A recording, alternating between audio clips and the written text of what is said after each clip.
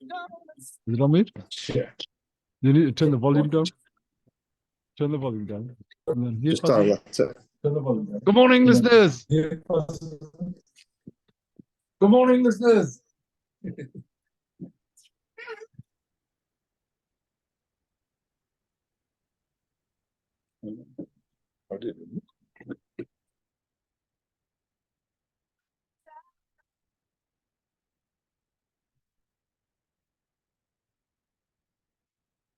Good morning. Check 1, 2, 3, 4, 5. Can you hear anything? I can hear. I can't hear you. What about now? Can you hear now? I can hear you now. Yeah. Yeah. Great. Well, I actually could hear you, but I could hear you better now. Wonderful. It's a peculiar position. Peculiar place. Anyway, you're listening to. Good morning, listeners. You forget how to do this. It's brilliant. That's what it is. It's crazy. Anyway, you're listening to Ammar and Jalf. Live on our weekly show right here on Show Business. Each week we'll try and bring some views, news, and 1 or 2 clues from the business world. Asian Business Connections aims to connect, support, and promote the Asian and wider communities. And we'll be talking shop quite literally, not just corner shops where they look to start a business, have an existing business, or you just want to talk business. We can help. We can help. And we do help. I think your speaker must still be on, Jeff. Can you turn the volume down any more on it or not? I don't think I can. It doesn't let me go down any further. Isn't it? Nope. Anyway, gosh, we're in the studio. Why are we in the studio? Pass me it a second, and I think you could possibly do. Well, it's saying it's off. So mic's off, speakers are off. But there's still noise coming from it. It's crazy. Anyway, technology. Yeah, we'll just have to bear with it. I don't think you can hear it through the other side. Martha, are you there? Can you hear an echo at all? I can hear an echo. I can, but it's from your phone. No, so Martha can't hear an echo, which is good because it's being recorded. Anyway, gosh, we're in the studio. Yeah, Jeff, what's going on? Face-to-face stuff? I know. It's been a long time. It's nice to be in the studio. And tell me, so you were away last week, and obviously I was sat around waiting for our date. I'm very sorry. I actually did forget to That's extraordinary. Inform you, but yeah, I was away just for a little break for a few days, get a bit of sun, Good, a bit of vitamin D. Good, and yeah. And how was it? Yeah, it was good. I think I was just in Dubai. I think. Did you fly from Newcastle? Yeah. And a normal sort of flight? Yeah. It was. They've changed the flight times. Okay. You get there kind of quite late, midnight, so you effectively lose a day. And on the way back, you have to get up really early. For what time did you have to leave in the morning? I think it was about 7 o'clock flight, so you have to get to the airport for 4, something like that. Right. So it's not as good as what it used to be, but they've changed it. But you lose a day. Yeah, we asked them why. They said that it's to do with connection times. It is. But hopefully, I don't know, Newcastle, maybe if it becomes more prominent as a city, which I'm sure we will slowly. I think they might take our kind of connection times. Yeah, well, the fact that the benefits to us as not their connections, but how to make it easier for the public to get there at a good time. But as a city, it's the expansion of a city is just incredible. There's only 20% of the population of Dubai, which is around about 5 million. Is that it? I think, yeah, it's 5 million. Actually, it's not even that. 20% Emiratis. Yeah, I think it's not even. Yeah, that. maybe it's 3.5, yeah. 3.5, maybe as they said, to 5. Yeah. I'm not sure. So, and the rest is all expats. A big number of Russians there at the moment. Because they're kind of welcomed into their country. They're going in and they're investing a lot in Dubai. Fair enough. Well, Good. I suppose good for Dubai. good for Dubai. Yeah. I think Obviously, we don't agree, and totally, it's condemnable what's going on generally in the world, and any war is a bad war, and an eye for an eye makes people blind. But I think economically, yeah, of course. I think my understanding has always been on wars that all wars are absolutely terrible. But but then you can't then go and, I mean, the whole thing about asylum seekers and people wanting to leave wars and have the ability to go to other countries, why should that stop because they're Russian? yeah. That shouldn't Well, it's stop. as in, the challenge here is just like the historic wars and the whole challenges in the Middle East, and the fact that George Bush and people like that decided they had a grudge against another world leader, and then went there, and we then subsequently found out as citizens that it was almost an illegal war. Well, it was an illegal war that was based on incorrect facts and incorrect intelligence, and we took our country to war.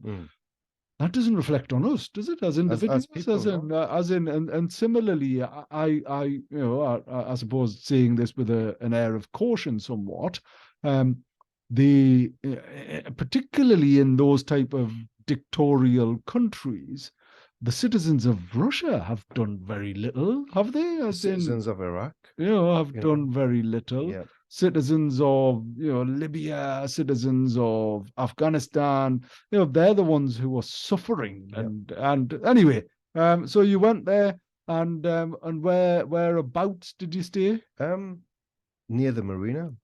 And it's it's a very interesting place. Right. So you have kind of two hubs in Dubai. One is, which they call downtown, where Is that like Deira?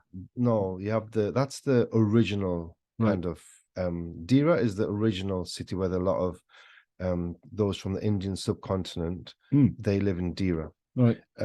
Downtown is where the Burj Khalifa is, the world's tallest building. And then around there is the hub. And you have the Dubai Mall, you have all the shops, all the restaurants, you have effectively, it's a little bit of Canary Wharf, because you have the DIFC, which is the financial hub in that area also. So that's one hub. The second hub is, they say, the marina, because it used to be, maybe it's 20 years ago, it used to be a camel farm. Really? So all the good old camels used to be chilling out there, and 20 years later, I think they've got like 100 skyscrapers and 300 restaurants and X amount of hotels, and it's the area where all the expats live. Right. So it's mainly all the what do you mean by expats? Expats, so from the UK, not just the UK, expats from other European countries as well. So there's a lot that are in that particular area. So I guess it's understanding the dynamic of the city. You have Jumeirah, which was the beginning of when they got the oil money and the city started to develop. Yeah, I think it started to develop in Jumeirah. So you have a lot of the indigenous Arab population, the Emiratis, living in Jumeirah, but you have Jumeirah 1, 2, 3, and 4. So as it's expanded, it's got bigger. So, for example, the Burj Al Arab, the hotel that looks like a sail that you see on all the it was everywhere. Like Tiger Woods was kind of, had his golf clubs on it, and so that's Jumeirah 3. Okay. So that's another kind of big part of Dubai, but the two main hubs is downtown, and probably they say it's the marina, where they've got this man-made marina, river or whatever you want to call it, and you've got buildings on both sides of it, because water has got something. It's amazing, isn't it, Ammar, how water is so attractive to have, whether it be the Tyne River and the developments around the Tyne River. whether it be Millennium Bridge and the Malmaison hotels and the Baltic development on the It other was side. beautiful. It's Yeah. transformative. I loved living down there. Yeah. You know, it was like my favorite place to live Mhm. was close to the river. And you're Yeah. absolutely right. You know, I think naturally it's you know the four elements, you know, sort of earth, fire, water, air, Mm. you know, all of them combined are like close to somewhere where where you've got, you know, the air, including the sun and things like Yeah. that. Makes such a difference. It's amazing how it's such a big attraction. Mm. And but then all they've done is made lots of man-made Yeah, areas. yeah. And who cares whether it's man-made or not? Because sometimes in some points you have to. you don't have And if you you don't can. have crocodiles in it. Yeah. You don't have any mosquitoes. I don't know if there's any crocodiles in the time. But Well, no, I I'm think just there might saying, be. Yeah, you know, it's like clean. It's you've got a real system that's going to work. It's not going to overflow and cause flooding because it's all managed and A, B, C, and D. So I mean, they've done some incredible, groundbreaking kind of developments. The Palm, where they've just gone out into the sea, and they've created. It's not small. It's huge, and they've just gone into the sea and landfilled, and created and the way that they've designed it, everyone's got their own little beach, right. Even from the private houses to the big hotels. So it's a very unique city, and they now are comparing themselves to Hong Kong, New York, and London As an economic hub as well. Yeah, economic in terms of how the costs. Everyone's saying the costs expensive. Because is it not? It is now a lot more. Like right. taxi fares are the same as what they are in the UK, and it used to be a quarter of that a few years ago. Okay. But they're saying, well, hold on, it's still cheaper than Hong Kong. Is it? Well, I'm assuming I've never been, but I think they're expensive cities. I didn't though. think it was. No, I didn't. I think one of the most expensive places I've been to was Venice. You know, in Italy. France is quite expensive, but I found Venice to be extortionate. It's the only place in the world where a Happy Meal makes you unhappy because it's £20 is what it is. You know, as in we went for a pizza and a couple of drinks, and it was like €80. And breakfast in the Baglioni was €100 each for a croissant. And I was like, oh my gosh. So what is Venice made up primarily of? Water, canals. Apart from that, the people that live there mustn't be much indigenous Italians. They've all been pushed out. They've all been pushed out of the center of Venice. And they live elsewhere. But yes, sort of St. Mark's Square, any of the hotels, any of that. And I'm talking about well over, you know, the first time we went there was probably about 15, 16, 17 years ago, maybe even 20 years ago. The first time that we went there was probably 20 years ago. And that were those prices then, right? And then we've been back a couple of times, and every single time, it certainly hasn't got any more and cheaper. Is it just holidaymakers then? Primarily tourist is what it is, because that's the economy there. So everybody wants to go there. It is, but I'd say exclusively. There's some amazing art, museums. There's Dogi Palace, I think, is if I'm pronouncing that right, but I'm sure my educational expert is going to tell me exactly how to pronounce the palace. Anyway, delighted to have our wonderful guest in the studio. Please, Mark, come and join us and grab a chair if you are happy to, and make yourself comfortable, and just let's sort of talk about, we're talking about the world as always, and not necessarily world peace, but you know, sort of going round. So good morning, Mark. Good morning. The sun's come out at last in Newcastle this morning. It has, without a doubt. So I was at a school for 8 o'clock meeting this morning, and it was torrential. It was. And they were getting ready with their young people to go down to the beach to colour coats this morning, and we were all thinking, oh, let's hope the weather forecast is correct. And sure enough. And it is. It is. Wonderful. So they'll be very happy on the beach today. Happier. Jeff, can we adjust your phone possibly to lie it on its side? And can we get you both in on that angle and picture. You might need to cozy up a little bit, if that's all right. Perfect. Okay. So apologies if that angle looks almost like an investigative journalist type of camera angle, but it's all good. Mark, would you care to say who you are, what you do, and why you do it? Yes, hello everyone. I'm Mark Patton. I'm the Assistant Director for Education and Skills with Newcastle City Council. What does that mean? Well, very broadly speaking, that means that I have responsibility for the statutory education functions that the local authority, the council, has to discharge. So that involves children from the age, well, from being born in some instances all the way up to the age of 18. And for those young people who've got special educational needs or a disability, that goes up to the age of 25 in law. So yeah, that's what I try to do day in and day out. And you do an incredible job at it. So well done, and thank you for making time in your incredibly busy schedule, which I know is fully populated.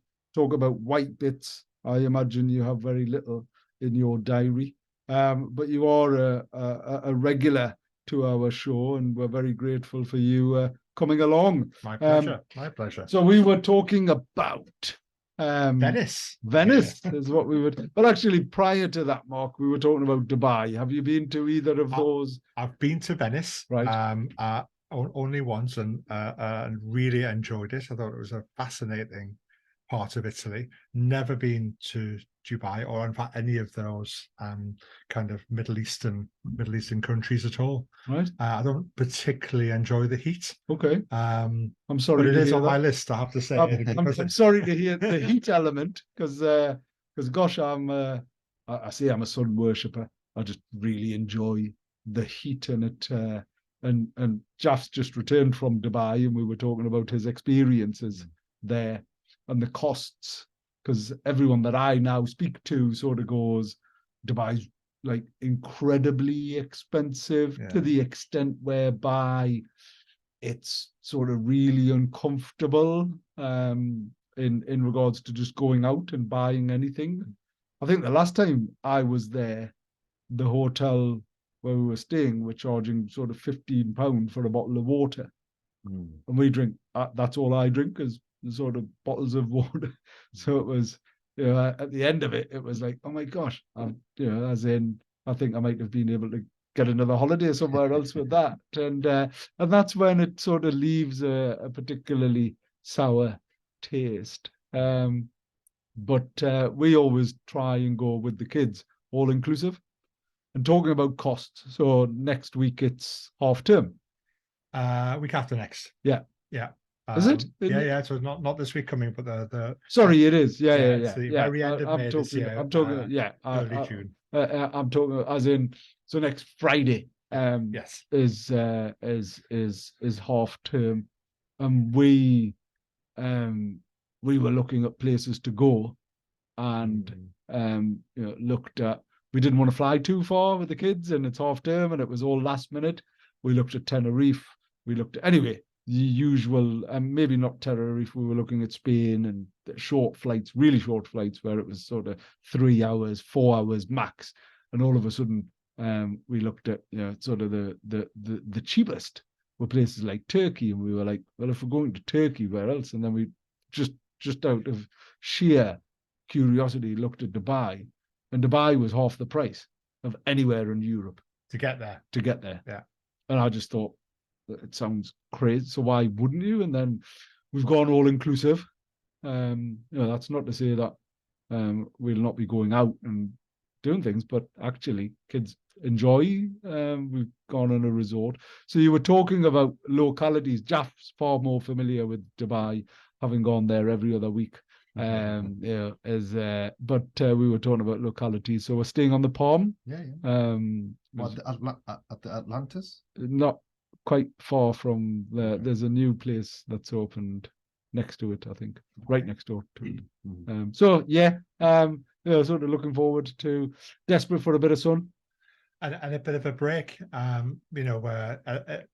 that time of the year in terms of education, well, it's testing, isn't it? It's national testing environment. Whether you're a very young child in early years, you're being assessed, ready for your next steps. If you're at a primary school, if you're in year 6, you'll have had SATs last week. A levels, GCSEs are all going on at the moment. If you're in higher education, then you've got your annual exams, and if you're in the final stages of your university career or higher education, you have finals. So everybody's, it's that time of year when everybody's looking forward to maybe a little bit of a break in that schedule.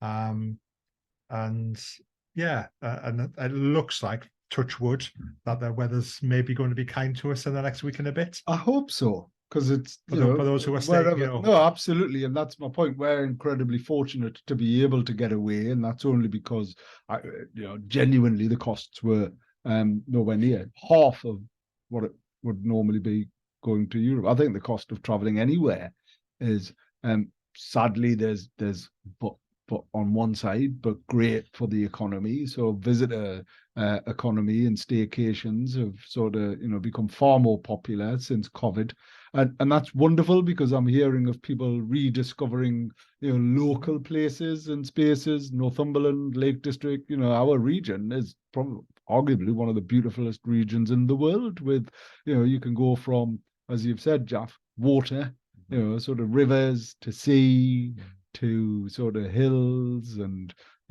amazing walks. But yeah, the weather does dictate quite somewhat what you can do, especially if you've got children, if you've got a family, or elderly members of the family. Being outside is good for all sorts of reasons, but the weather is an important factor there. And we are hardy. We're in a temperate climate. We know we get rain, but we also know we get, particularly in the northeast, we're lucky enough to be on the east coast of this country, so we don't get as much rain as over on the west. But I mean, this morning, just as I've walked in there up Westgate Road from the car park, it's just lovely. I think you've brought the sun out, haven't you, Mark? Thank you very much. Thank you. I think the weather this year, though, has been awful overall. I feel as if that is the case. Yeah, it's not been brilliant. Although it's a very human trait to just remember everything that's bad, and not necessarily appreciate all of the bits of sun that have come out here and there. Hopefully we'll get a bit of sun. Well, the summer is coming, it's on its way. So hopefully we will get the sun. And I think when it comes, we should cherish it and enjoy it. And not complain about, because that's the other thing that we do, isn't it? Oh, it's very hot. Oh my God. Yeah. We're very hard to please. Anyway, Mark, so tell us what's going on in the wonderful city and education. One of the things I wanted to talk about this week, or for us to have a discussion about, is we've just mentioned we're in the nationally we're in the testing season and examination season. What I'm really interested in, following on a little bit from our chat last time, and sorry you weren't able to be here, Jalf, is the topic of lifelong learning. And the fact that, once we've been through the education system, there is still lots and lots of things out there to explore, to learn new skills, new knowledge.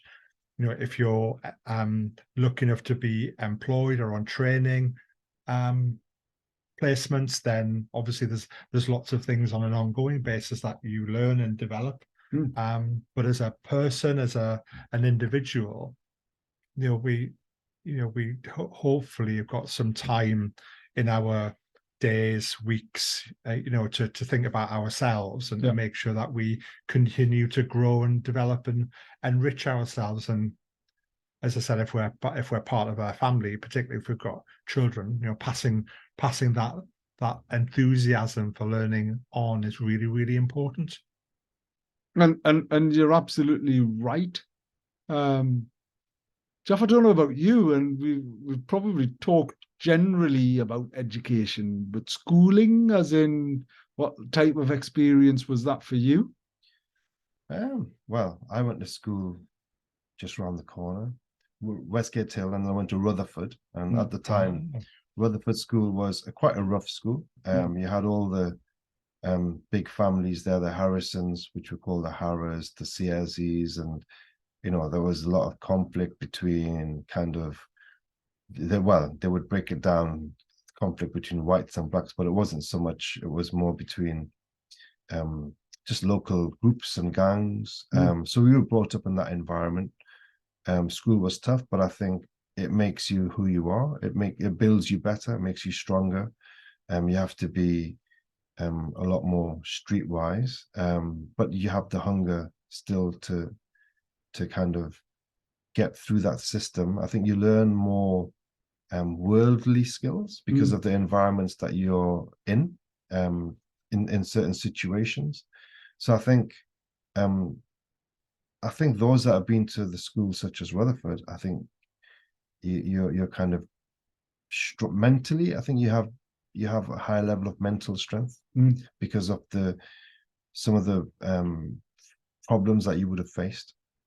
And from a learning perspective, so not necessarily from an experiential sort of environmental, but learning wise. I think from learning it was poor because any smart families or the smart kids that were kind of moved away from Rutherford, like my younger brothers and sisters, they all went to Heaton Manor. I think the education and their results were far better.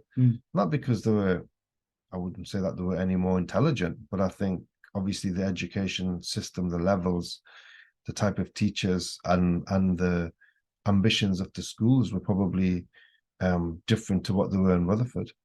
And I think the education, I can't say that it was the best. I didn't feel it was the best at the time when I was 12, 13, 14, 15 years old. But my point, and I suppose just trying to circle back to Mark's consideration, is that the importance of education, you've always felt it and understood it, and I don't purely mean from an academic perspective. I'm talking more about personal learning and development.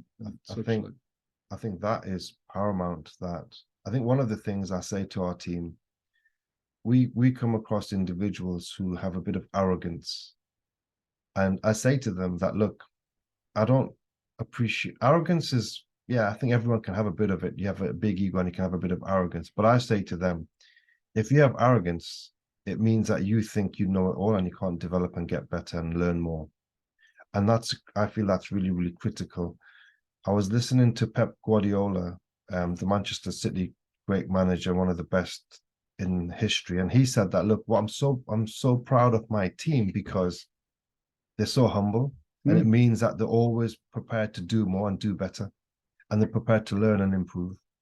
And that's very, very important, whether it's in the business world, in any world really, in any kind of area in your life, that you have the foresight to appreciate and understand that I've got to learn as a constant basis and improve and better myself on a day-to-day. And no matter how much I think I know, it's not enough because I can learn more. And I think lifelong learning, Mark, is education, from my perspective, is probably, if anyone ever said to me, what would you like to change? I don't necessarily regret, but what would I like to change? Wish I'd listened to my mum more, and her sort of telling me, education. It is the most important thing in the world ever and in life, because it was only in the last sort of 20 years that I then decided to go back and learn more and further my qualifications and all of that, and actually that isn't necessarily a bad thing, because I've got that was underpinned by all of the life experiences and everything else. But yeah, I mean, interestingly, Jeff, I went to Rutherford, was a swap for a bit, didn't fit in. I found it really challenging. Got lost a little bit in that whole environment, and then went to Heaton Manor. I Yeah. was one of the first people to go from Rutherford, because I'm slightly older, to Heaton Manor. Equally, we moved to High Heaton as well, so it wasn't sort of living here and going there. It was my local school. It was a bit of a different education, but actually, there were some amazing teachers at Rutherford. There were some incredible people there, and I think I think we sometimes forget that and get lost in that environment. But anyway, Mark, lifelong learning. Yeah, and I think, just picking up on your point there about education, and I think your mum is right, was right. And I think a lot of people often confuse education with schooling.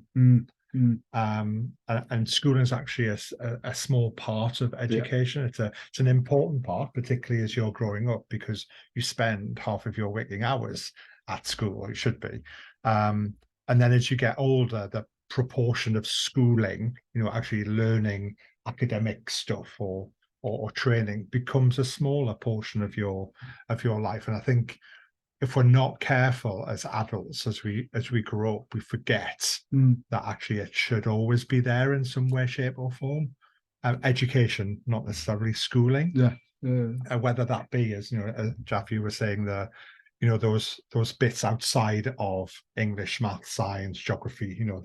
The learning skills, the interrelationships, and the interpersonal skills that we all need just to get along. And to be part of a society, and to understand our place in that, and understand crucially that our place changes depending on the context that we're in.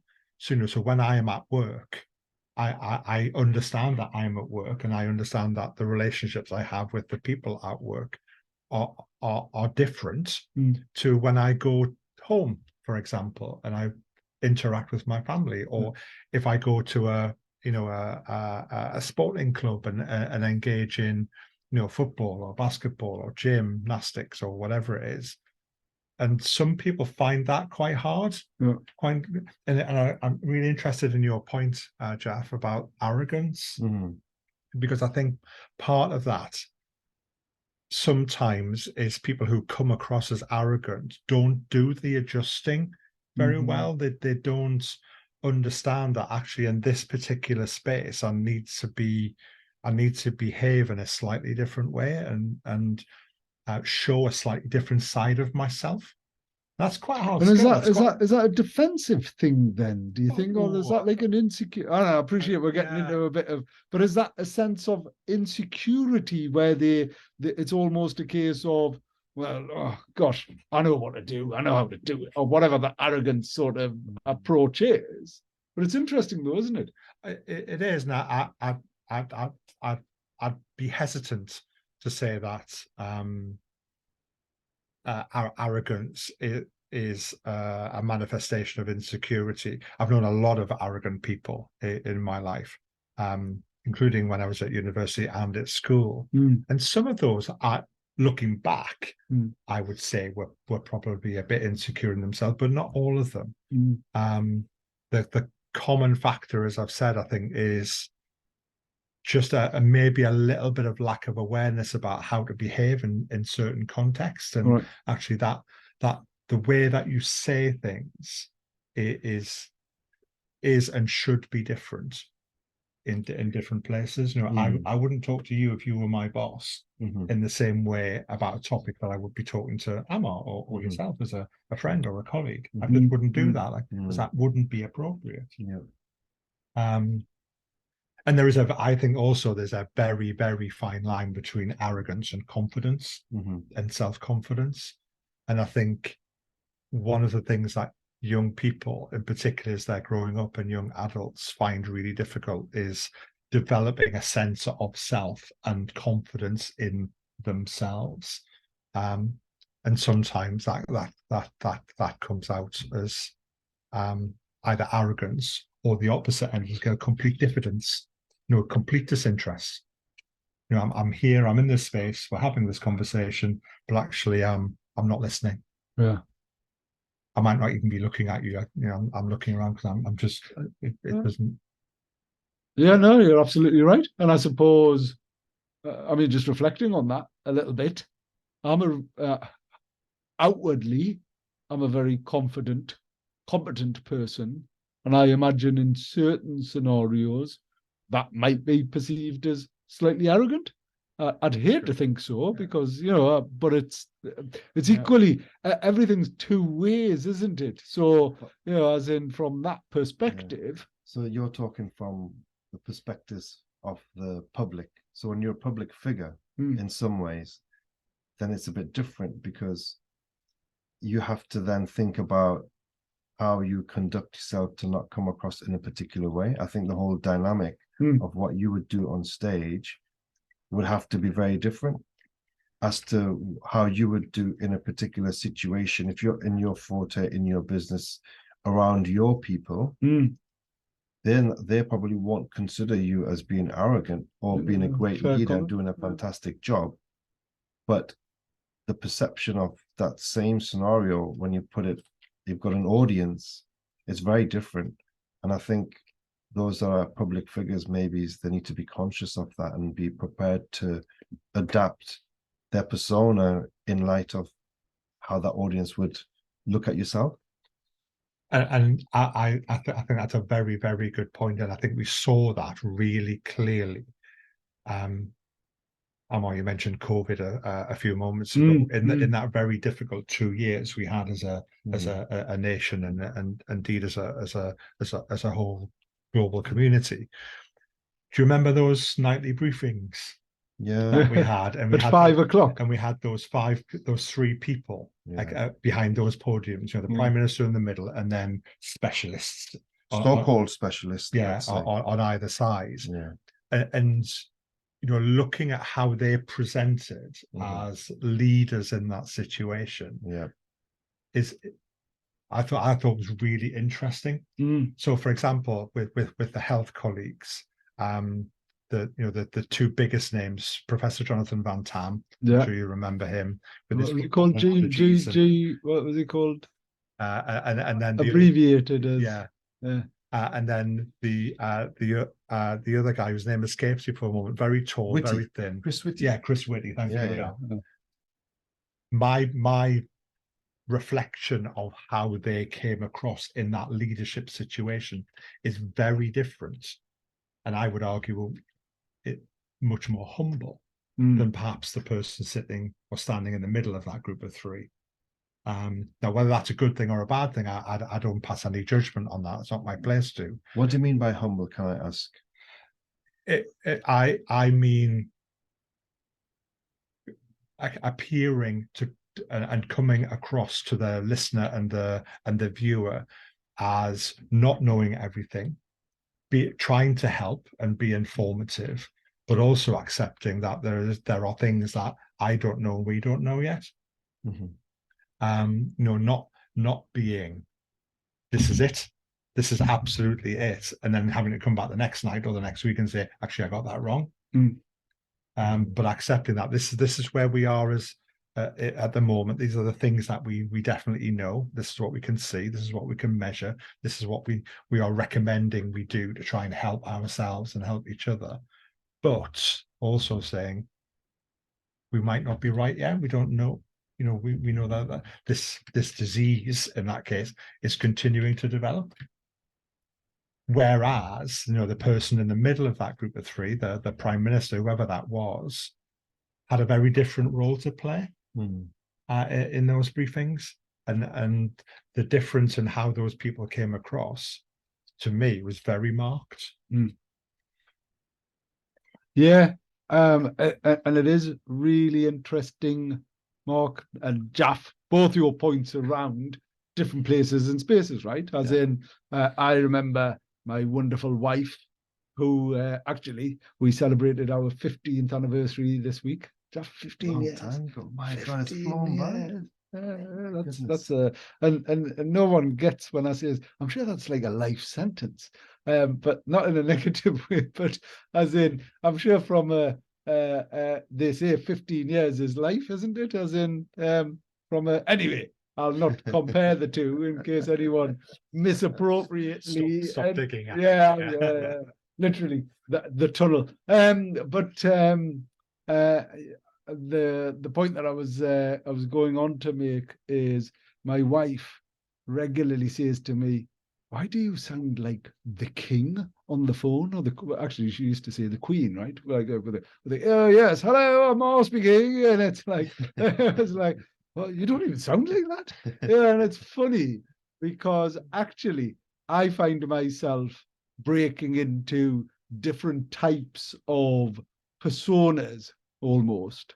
So if I'm at the in a particular environment, all of a sudden I'm sort of the poshest person ever to talking to Jalf, Mark, friends, in a real Geordie accent. I remember being sat and I was horrified last week.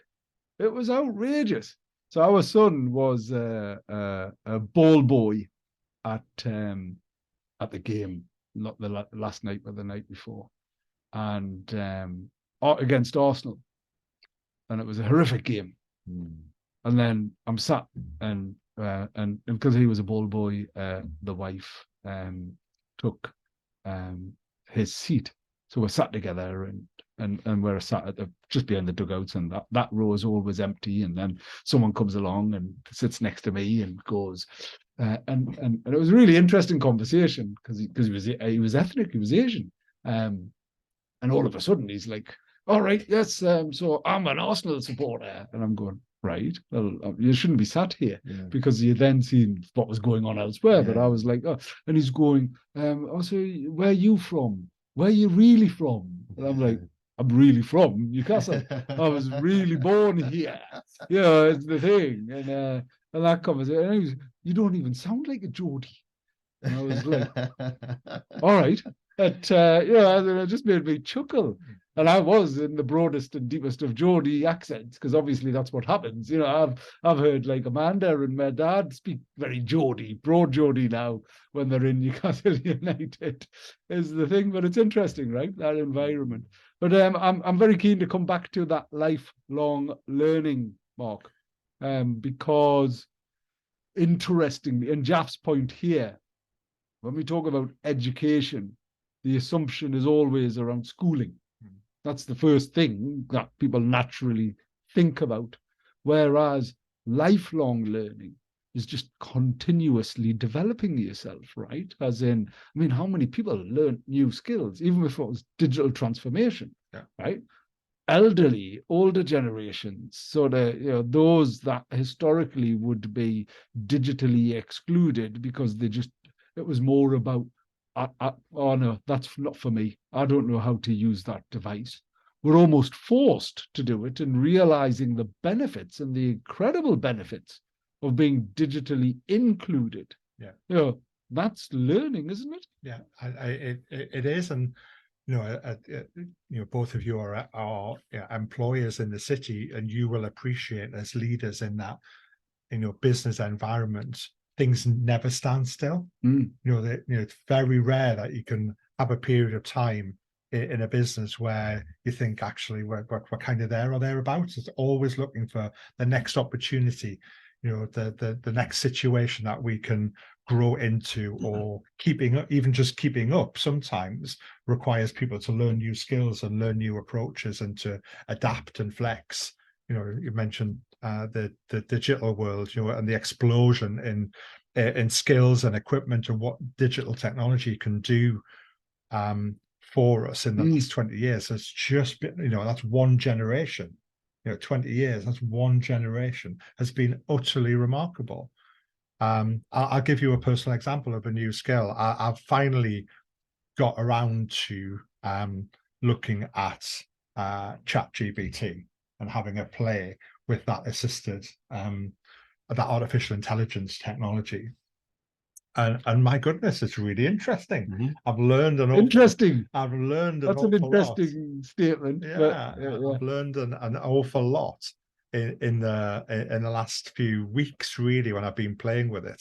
And I just reflect this morning that I wanted to do that for a very specific reason, and I did it because of that. But actually, what that's done is opened up something that I didn't know was there, to be honest, in terms of how that kind of technology, how that kind of thing, if you want to broaden it out, can actually help in other ways. And I guess from an employer's point of view, that's what you're looking for in your workforce, those people who can adapt, those people who are willing, humble, you mentioned earlier, Jalf, who are willing to say, well, actually, I don't know everything. Yeah. There are new things out there that can help me to do my job better, get me more job satisfaction out of being here at work every day, but also help to contribute to increased efficiency or whatever it is for the business that I work for. So that's kind of one part of that lifelong learning bit. So just because it's a great topic, right? As in, and I love the fact that there is this debate around ChatGPT. Yeah. What's your experience of it, Mark? Well, I can't speak with any great experience because, as I've said, I've only been kind of playing with it really recreationally. I've used it a little bit for some work things for a few weeks now. But as technology does, because I've been accessing the internet to learn about it and to use it, that's been picked up by the cyber world out there. And I'm getting more news articles about artificial intelligence, and I picked up an article yesterday about Google's new version of that, which is apparently, according to early reviews, a lot more flexible and actually a little bit better than the current version of ChatGPT. But I find it fascinating from the point of view of how much time it can save, and how quickly and well it integrates information from a whole variety of different places, and how flexibly it will respond to your requests as a user of that technology. So I found it, as I said, really interesting, but I don't profess to be an expert at all, very, very much a beginner. It's Jalf, if you're familiar with it or not, I've found it incredible, quite literally. And I suppose because of its ability to simply produce content, right? And regardless of the authenticity, validity of that content. So I've put, and it's like anything, there was a term from my black and white days, that was when computer first sort of happened and came out. Computers happened anyway.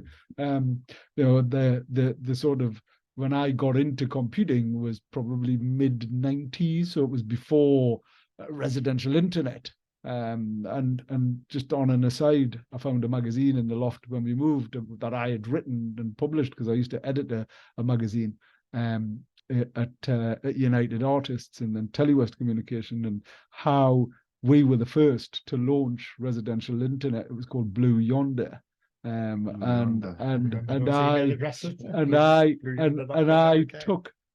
took responsibility for the region to deploy it through the customer services department. And I was like, oh my gosh, I'm involved in that. Anyway, garbage in and garbage out. So it's like, GIGI or GIGU, whatever it is, the acronym. And it's a bit like that with ChatGPT. So if you put garbage into it, it's going to naturally recycle and regurgitate and put other. I've used it from an efficiency perspective just to give me some ideas. I really enjoy writing, and I would be hesitant to suggest that it can never replace you in your own tone, in your own way, in your own mannerisms, and in your own voice. But what an incredible, right? Truly incredible innovation. Yeah. Right. And the application of it is immense. But I'd sort of subscribed to it as soon as you were able to. So I've been playing with it for since sort of early in the year, last year, I've subscribed, so I'm paying for the subscription version as well, which actually I've noticed the differences between that and that. I'm probably more excited about the Google version because of Google's ability. So I noticed, so I use several search engines when I'm sort of, and when I'm Googling it, I'm using several search engines. And the accuracy of Google is far better than any other search engine. And there are other search engines for the purpose of Ofqual, not Ofqual. Who's the Ofcom? Yeah. For the purpose of Ofcom. We're not. We can't. We have to be biased, unbiased even. Anyway, yeah, ChatGPT, technology, learning. I think people need to explore, right? And the one thing that we do teach, and the first qualification that we've developed. So I mean, I'm immersed. I'm going back to regret, maybe, is it, education wise.